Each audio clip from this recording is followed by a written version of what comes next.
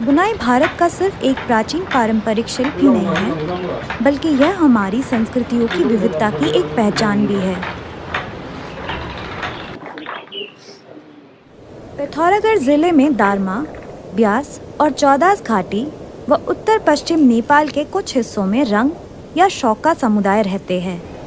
यह सभी समुदाय सांस्कृतिक तौर पर बहुत समृद्ध है। सर्दियों के समय दारमा और ब्यास घाटी के लोग गलाती, निगाल पानी, बालवाकोट और छाछुम में आकर बस जाते हैं।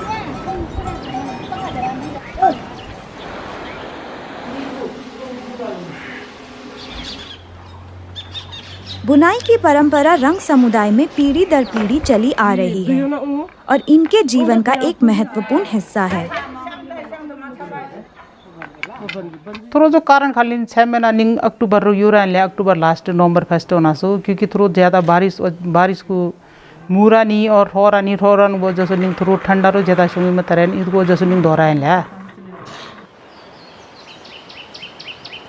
दोहराएं निंग 6 महीना ऊन गुना काम करन थोड़ा को जो मला को छम वालन ऐसे दो चिल्लन कमलन पशु गादन भीम गादन तो निंगो रोजी रोटी लेनी लेना सो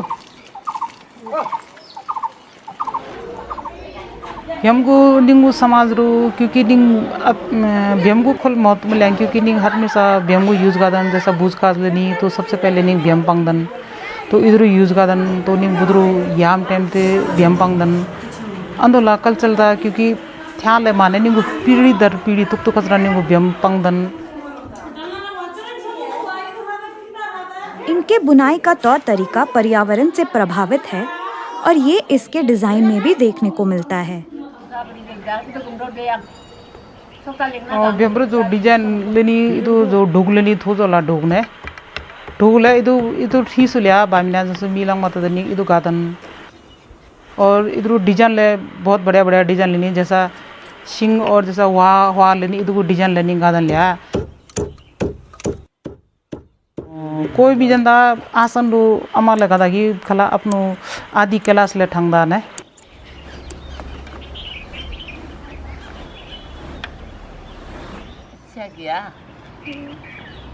दन या कालीन के अलावा यहाँ पसो भी बनाया जाता है।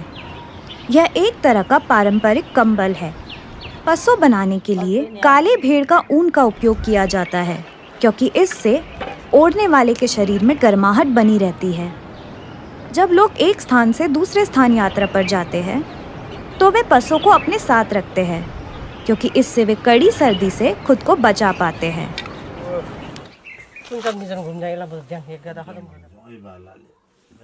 रंग समुदाय में पुरुष और महिलाओं के लिए अलग अलग पोशाक है। पुरुष लोग रंगा पहनते हैं और महिलाएं चुंगबाला पहनती है। चुंगबाला रो बच्चा तो चुंग चुखनी तो इसको बाद गेजो को बाद चुकनी बक्चो बाद ऐसो बांगा चंद्रहार तिलेरी ऐसो न तो छंकरा बाली और जो भूजन बनार जो साले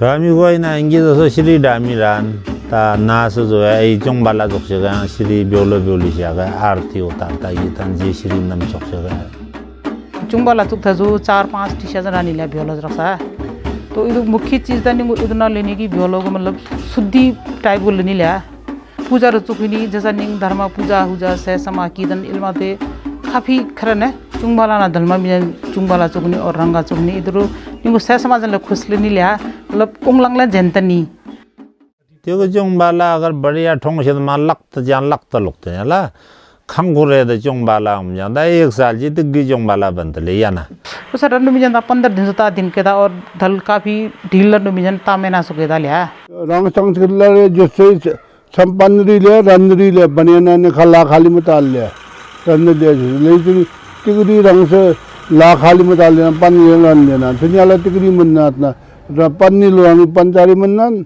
उना ओलो खजाओ या करन मंग कर से तिगनी से करम जगह पंचा मन थन उना साड़ी को का उतर उना सलवार कमीज को का उतर उना लुंगी को उतर के ना ऐसे संस्कृति के नियम का खतरा है बाजार रंग दजेदा 2-2.5 रुपया दादा जम धल में था और संग्रो राजे 2-3 हजार रुपया ना रंग नहीं लिया जनगा जे 3 हजार गंदा 2000 या कम डाले है अगर पूरा छम को ले जाए तो इधर खमड़ी तो ना मो तो चाइना जो माल लानी अंदर निंगो ले पास इमना पखी जो चाइना को जो निंगो ले पास ले मुकुर मिल जाता। सरकार ने इस संस्कृति को बचाने के लिए अपने स्तर पर कुछ प्रयास किए हैं, जैसे बुनकरों को बेहतर तकनीक का प्रशिक्षण दिया है। गांव स्तर पर गठित स्वयं सहायता समूहों के माध्यम से कच्चा माल खरीदने हेतु सहायता भी प्रदान की गई है। बेहतर गुणवत्ता का धागा अथवा ऊन खरीदने से अधिक वजन का व दिखने में अधिक सुंदर दन बनाया जा सकता है, जिसके अच्छे दाम मिल सकते हैं।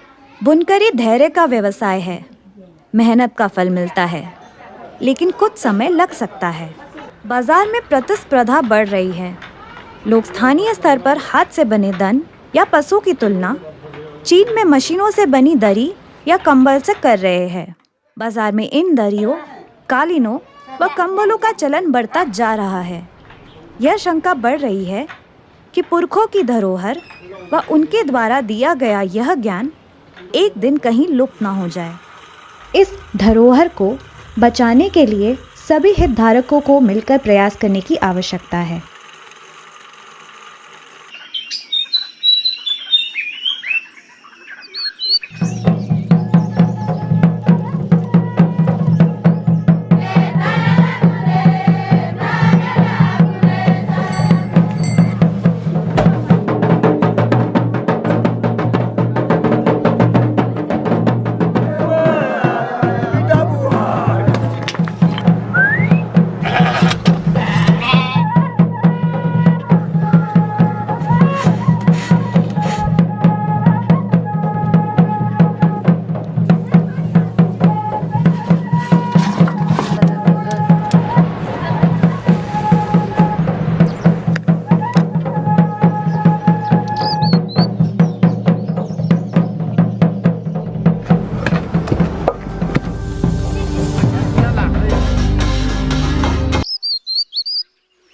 गोविंद राष्ट्रीय पार्क 558 वर्ग किलोमीटर क्षेत्र में फैला है और इसकी ऊंचाई समुद्र तल से 4,500 फीट से 20,700 फीट के बीच है। ये सुपिन नदी के नज़दीक अपर टॉन्स वैली का एक हिस्सा है। 4 से 5 महीने बर्फ से ढके रहने वाले इस इलाके में सर्दियों में तापमान 0 से 10 डिग्री नीचे तक चला जाता है। तालुका गांव तक मोटर मार्ग मौजूद है और जो लोग हर की दून की ट्रैकिंग के लिए यहाँ आना चाहते हैं वो यहाँ तक अपनी गाड़ियों से आ सकते हैं। तालुका से धाटमीर, गंगाड़, पवाणी और ओसला 5, 10, 13 और 14 किलोमीटर की दूरी पर है।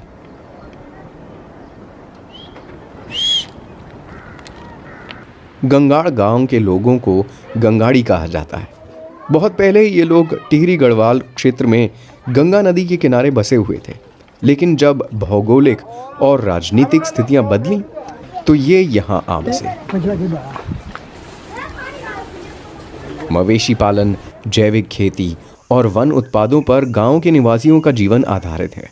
मोटर मार्ग ना होने के कारण ये अपना गुजारा मूल रूप से प्रकृति से मिलने वाली चीज़ों से ही करते हैं। अपनी आर्थिक स्थिति को बेहतर बनाने के लिए ट्रैकिंग गाइड, पर्वतारोहण गाइड, हस्तशिल्प और बुनाई जैसे काम भी करने लगे हैं। लेकिन खेती इनका मुख्य काम है। वन्य जीवों की ही तरह ये भी सर्दियों के आने से पहले ही उसकी तैयारी में जुट जाते हैं।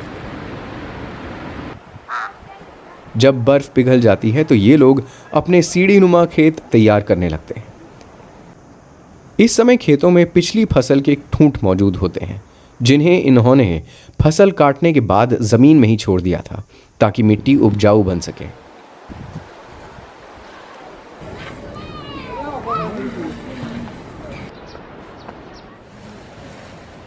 मवेशियों का गोबर खाद के काम आता है।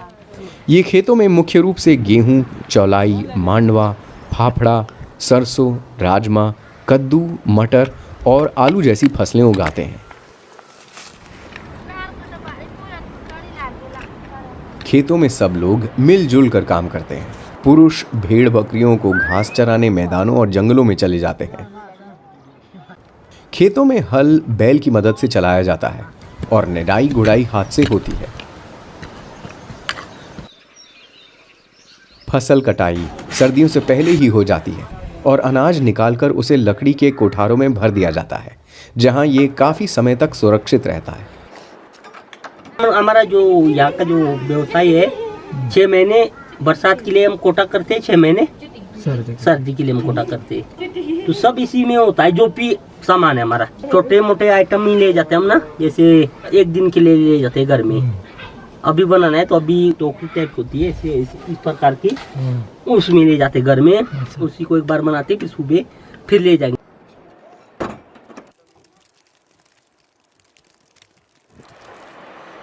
हिमपात से पहले भेड़ों का ऊन काट लिया जाता है और उससे तालुका के जरिए ऊन काता जाता है। बेडल हसेया मर गंगाड़ी माँ, बेडू का बेडल हसेया मर गंगाड़ी माँ, सुबह उड़ी नौले डांडू की सैरू माँ। फिर उस ऊन से ये लोग कई कपड़े और चीज़ें बनाते हैं, जैसे फाजी, चुलती और सादरी कहलाने वाली हाफ जैकेट, गोल पहाड़ी टोपी, रंग बिरंगी बेल्ट और कई दूसरी चीज़ें। इन्हें ये अपने लिए और बेचने के लिए भी बनाते हैं। त्योहार में ये कपड़े खूब काम आते हैं। यहाँ के लोग लकड़ी पर काफ़ी निर्भर करते हैं। घर हो, मामूली फर्नीचर या फिर बर्तन, लकड़ी का प्रयोग भरपूर होता है। और ईंधन के तौर पर भी लकड़ी खूब काम आती है। कोई घरेलू उत्सव हो या सामुदायिक त्योहार, ये सब मिलजुल कर खाना बनाते हैं, नाचते हैं, गाते हैं। इनके कई लोकगीत धार्मिक भी होते हैं। इनके इष्ट देवता सोमेश्वर महाराज के लिए, जो शिवजी का ही एक रूप हैं और भेड़ बकरियों के साथ इधर उधर घूमते रहते थे। ढोल बजाने वाले ढाकिया कहलाते हैं और किसी पूजा या गांव की बैठक के दौरान भी ढोल बजाते हैं।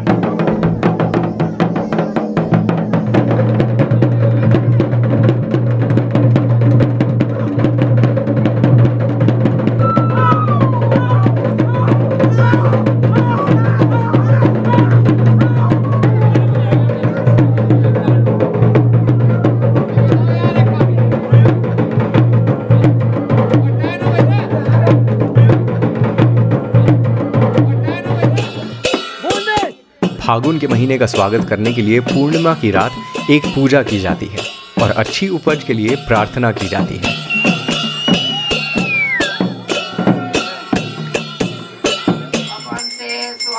अप्रैल के महीने में नाग पूजा होती है, यानी शीत ऋतु को छोड़ पूरा साल कुछ ना कुछ चलता ही रहता है।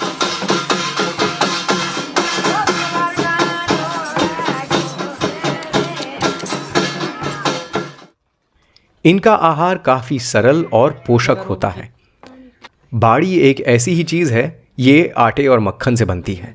इसके अलावा काफुली, भांग की चटनी, चैनसू, झंगोटा की खीर वगैरह भी बहुत ही स्वादिष्ट चीज़ें हैं। अब गोविंद नेशनल पार्क की ओर ज़्यादा सैलानियों की नज़र जाने लगी है। कारण है इसकी सुंदरता, जैव विविधता, ट्रैकिंग से जुड़ी संभावनाओं में वृद्धि, बुनियादी सुविधाओं में सुधार वगैरह। लेकिन साथ ही मानव की जिम्मेदारी भी बढ़ रही है। ध्यान रखना होगा कि पर्यटन की मारामारी में कहीं ये अछूती जगह भी बर्बाद ना होने लगे। यहाँ के अनोखे जंगल, मनमोहक प्राकृतिक नज़ारे, बादलों की आंख मिचौली हमें इस आधुनिक दुनिया की आपाधापी से मुक्ति दिलाती है। लेकिन हमें भी ध्यान रखना होगा कि ये प्राणवायु हमारी अनंत पीढ़ियों के शरीर में जान फूंकती रहे। ये जन्नत यूं ही कायम रहे, सदी दर सदी।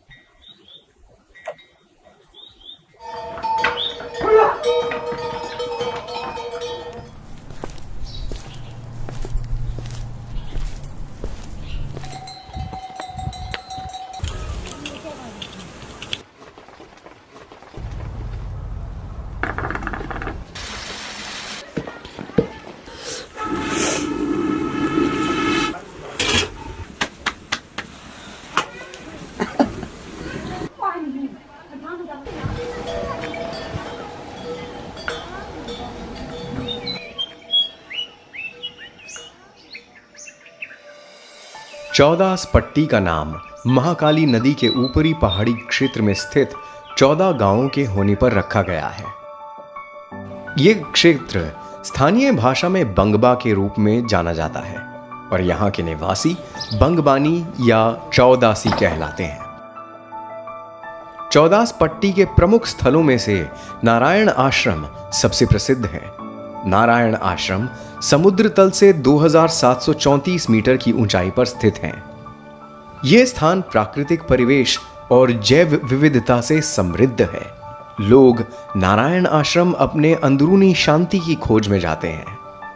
हल्द्वानी से होते हुए धारचूला फिर नारायण आश्रम पहुंचा जा सकता है। चौदास पट्टी के 14 गांवों में से एक गांव सिरखा है, जो नारायण आश्रम से लगभग 7 किलोमीटर की दूरी पर है। नारायण आश्रम से सिरखा गांव के लिए 6 किलोमीटर का एक ट्रेकिंग मार्ग भी है। ज्यादातर पर्यटक ट्रैक करना पसंद करते हैं ताकि वो प्रकृति का आनंद ले सकें। इंग सिरखा सुन करीब 80 परिवार निशिन है, तो ज्यादातर बाहरी अन्य कम ना गाँव को अन्य मतलब जैसे सिरखा सिरदंग रुंग लेतने अच्चंग अलावा अतिचंग यो बंगबा ते तपोते कुरीला ते सुनासुंग इना अनि इंग इदों तंद न नजर को तंद वाला गाँव इंग सोंगकोंग जोने पियालियन खैर पट्टी, यांकी पट्टी, पायर पट्टी और ततो पट्टी। उत्तराखंड के पहाड़ी क्षेत्र विशेषकर गांव में स्थायी और अस्थायी प्रवासन की समस्या बहुत गंभीर है। चौदास पट्टी में रहने वाले लोगों का व्यवसाय प्रकृति आधारित स्रोतों पर निर्भर है और खेती उनके आय का एक महत्वपूर्ण हिस्सा है। यहाँ पर विशेष तौर से आलू, गेहूं, मक्का और राजमा की खेती करते हैं। बेरोजगार मतन ने इंग सोंग को रोजगार का मन ने खेती बाड़ी शुंग मचारे खेस बंदर हंदर से खेरी मताते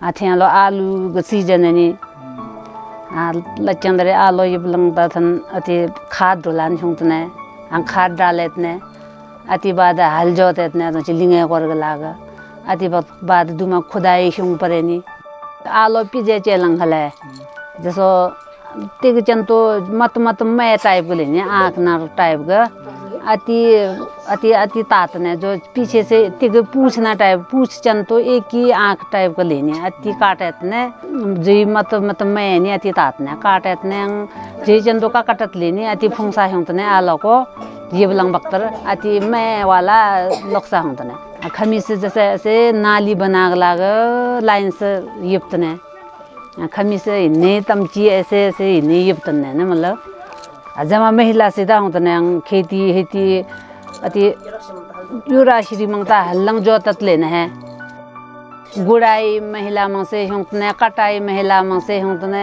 काटे के लाग चूटे थन अति शुंग मलंग अति मंगलच्चा श्री मंगा। चौदास पट्टी के लोगों के रोजगार का एक माध्यम पर्यटन भी है। इसके अलावा यहाँ के लोग पारंपरिक रूप से भेड़ पालन और मौन पालन भी करते हैं। इसमें मेरे को 20-25 साल हो गया मौन पालन काम करते हुए। पहले तो गोल लकड़ी का बनता था, उसी में पालते थे। अब आजकल बॉक्स आ रखा है, उसमें भी काम करता है। गोल वाली लकड़ी की उसमें मधुमक्खी ज़्यादा आने का चांस होता है। सुविधा जो है बॉक्स में अच्छा है। गोल वाले बॉक्स में एक बॉक्स में 5 बोतल करीब निकलता है, लेकिन ये बॉक्स में उससे ज़्यादा निकलता है, 8-10 बोतल तक निकलता है। बनने में इसमें 2 टाइम लगता है, एक 3 महीने में तैयार होता है, उसमें आज एक 6 महीने लगता है। गोल वाले में तो उसमें अब खोखला लकड़ी काट के लाते हैं, उसमें से फिर बाद में अचार से छील के अंदर को खोल के सफाई करते हैं, तब बगल से ढक्कन लगा के छेद करके तब उसमें मधुमक्खी पालते हैं। चौदास पट्टी के गांव अपनी संस्कृति और परंपराओं से समृद्ध हैं। यहाँ का कंडाली त्योहार काफी प्रसिद्ध है। जो प्रत्येक 12 वर्षों में आयोजित किया जाता है। ये त्योहार अगस्त और अक्टूबर के बीच मनाया जाता है, जो कंडाली फूल के खिलने का समय भी होता है। इसके अलावा यहाँ कई सारे पूजा और त्योहार मनाए जाते हैं। इंगिदा स्पेशल लचंग पौधे से संगठन मानते हैं। उसके बाद छिपा पूजा अक्टूबर नवंबर को जैसा पूजा लेनेगा पूजा सुंगतने ता पूरा गांव वाला मंग हुईतने पूजा सुंग लाग चाहा खिलातने चाकू सुंग शादमती हुं खिलातने तो बचत श्यामा इन सुखाचने झाड़ू दंगचे आ झाड़ू को अति सुखाचे दे श्यामंग थन जाल लेने है दमती हमती सुंग। यहाँ के लोग सर्दियों के मौसम में क्षेत्रीय प्रवास नहीं करते हैं। जो लोग गांव में रहते हैं वे साल भर अपने पैतृक घरों में ही गुजारते हैं। थन आदि बादल रे तो थन गुंछरानी लेग लागा अक्टूबर नवंबर को लिंगे में दंगची ची इकट्ठा सुंग परेनी मी दंगची शिन इकट्ठा सुंग परेनी आतंची जाड़ो को ती रोहराम को बाद ती लिंगे लोग तो दाम मी जाम लंकाम से लनहन लंग मलते से खेत को ची ना जेता चौनाची मंगा यही कहना चाहूँगा कि भाई इंग संस्कृति मुहिम ले तो जेता इंग रंगबोली मुहिम इंग थाती ले इंग प्रथा ले।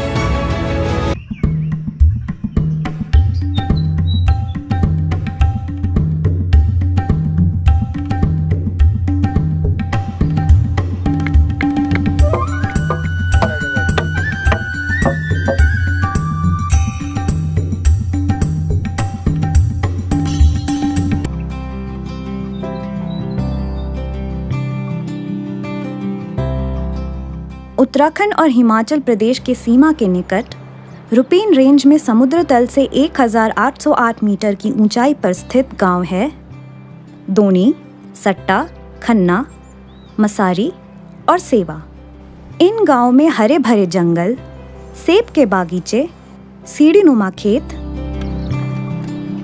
प्राचीन लकड़ी की सुंदर नक्काशी से बने मंदिर और घर देखने को मिलते हैं। इन घरों की रचना संबंधित क्षेत्र के जलवायु, भूकंपीय झटकों को सहन करने की क्षमता व स्थानीय लोक संस्कृति आदि को ध्यान में रखकर की गई है। इन घरों के निर्माण में स्थानीय सामग्री को ही उपयोग में लाया जाता है। यदि हम इन गांवों के इतिहास में जाएं, तो ग्राम दोणी में स्थित 275 साल पुराना एक चकोट घर आता है। संभवतः इसी घर से यहाँ मानव सभ्यता की शुरुआत हुई थी। यह बहुमंजिला मकान है जहाँ एक साथ परिवार के 52 सदस्य रहते थे। अपनी इस धरोहर पर गांव के समुदाय को गर्व है।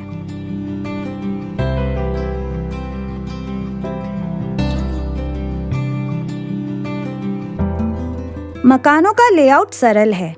एक चपटा उठा हुआ मंच जिसमें लकड़ी या मिट्टी से बना फर्श है।